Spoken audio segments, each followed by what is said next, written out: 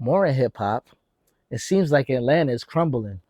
So phone call by phone call, leak by leak. I don't know who the hell is releasing all of this audio, but I don't like what I'm seeing from what the government or what the DEA or whoever had this case is doing to this whole Atlanta scene. So basically, they couldn't find a way to get Young Thug locked up for a substantial amount of time moving forward under the whole Rico situation. So what they did, they're diminishing who he is as a person publicly to his peers, and it's causing friction between all of these people that were, quote unquote, friends once upon a time. This person didn't send this person money. This person didn't check on this person. This person snitched. This one talked to the interrogation for 2 hours. I don't know who's right and who's wrong. I don't know who snitched, who didn't. But if y'all don't see the bigger play that the government is putting y'all against one another, it's strategic. They couldn't get y'all in jail, so guess what? They're going to put y'all against each other. Somehow or another, Doug was on that phone call is going crazy, though, man. He was saying whatever he wanted to, however. I get it. You locked up, you just want to talk. You want to feel some kind of normalcy. So he was just on that phone chatting, and they were releasing all of them goddamn phone calls, man. I saw the girl, the girl, Gorilla. Yeah. Why do people say she pretty? That be ugly as fuck. You think she ugly? You said it. Like, yeah, they say she ain't ugly. People, niggas be saying she ain't ugly. That bitch ain't nothing. They just saying she look like Rihanna. Man, be like goddamn Rihanna. Rihanna. Man, watch out. Oh, man. She look like Rihanna. Long ass, bullshit ass wig, skinny shit. Goddamn, big ass head, big mouth. Man, watch out.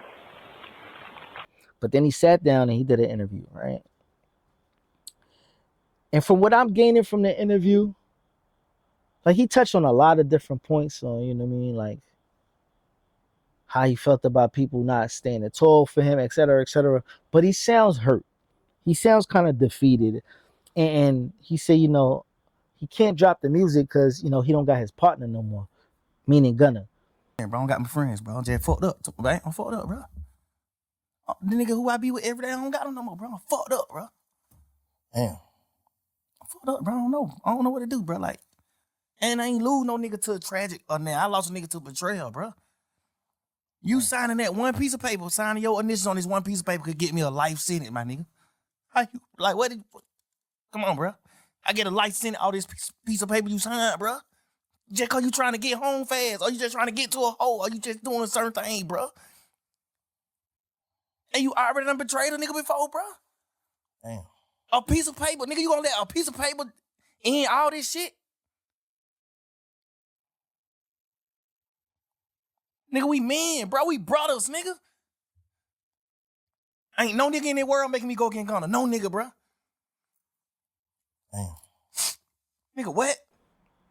Somebody he spent, almost every day with, he's not knowing how to really function and move about without his right-hand man there. And he might be mad as shit at him, but I don't think the platform of a podcast is needed for him right now. I think he needs therapy, and he needs a way to figure out how him and Gunna could sit down in a room and just have a man-to-man conversation. No cameras, no extras, just a conversation of, why I'm disappointed at you, why I felt the way. But while Gunna's been called the rat and all this other shit that he had going on, he's found a way to spin this all by just being silent, He came out, he got focused with the music, he got focused with health. We say health is wealth. He started jogging, started weightlift training, and now he finds himself 5K marathons in New York City. The fitness goals, his fashion aesthetic has changed. His performances look different. He's got his shirt off. He's a sex symbol to the ladies. He's dressing different. All of this shit comes with him just shutting up, keeping his head down, and focusing on what's important, which is the music. And everything will take care of itself. So now we find him in Under Armour commercials. He's just doing his thing, man.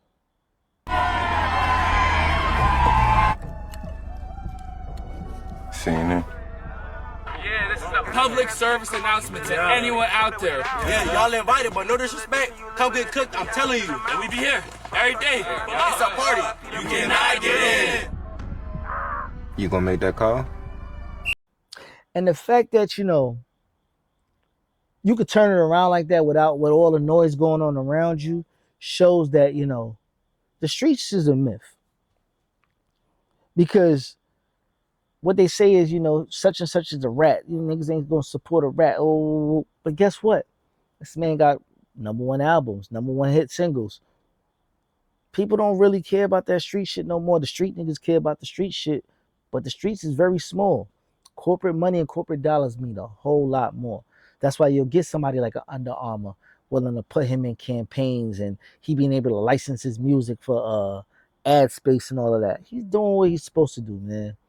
You know, instead of fooling around with what could have possibly got him locked up, which he, you know, kind of wanted to separate himself from. He's doing a magnificent job. And I think this is exactly what Thug should have did, was to come out and just get low. Get it all together, recoup with it, you know what I mean, whatever thoughts he had. And then when he was ready to really formulate the plan of rollout, people would have been anticipating it. But the shenanigans going on, I don't think is a good look for, you know, the whole YSL movement, the whole Atlanta might be in an uproar. And you don't want these people to, you know, trick y'all out y'all time by causing violence amongst each other. So my best bet, man, just keep the main thing, man. If music is the main thing and y'all said such and such ain't a game, let's hear the music, man. Because at the end of the day, the way he sound hurt is because that's really his friend. In his mind, that's somebody that he misses. And that should be the comment more than anything, of that how hurt he was that, you know, potentially he could have, you know, spent more time locked in a cell due to the statement that he did make. But that's a conversation man to man, not for somebody to, you know, justify it on the internet, because at the end of the day, these people use this shit as entertainment rather than, you know what I mean, life shit. So just a little touch, man. I know we're a little serious today when it comes to some of these topics, but, you know, as a culture, I think, you know, it's imperative for us to talk about shit like this sometimes, you know. It ain't always about the Gucci, Louis, and Fendi, but, you know, sometimes it is about, you know, getting to this real shit. Before we even get to fashion and clash, is the perfect time to see what we got on feet this week. So I decided to get what y'all call a quote-unquote GR pair. I grabbed these Jordan 4 Cave Stones, man. And something about the color, you know, the whole monochromatic, that neutral. I like the way that this shoe just looked. I threw some black laces in it and it gave it a whole different pop, a whole different feeling to the shoe. And I was pretty happy with my selection. So, I mean, these are the joints, man. And, you know, I was able to just walk in the store and just grab these shits. That's one of the best feelings, where it's not like it's super hyped up and people are fighting or whatever, and you can still throw it on it, you know, get free. So now we have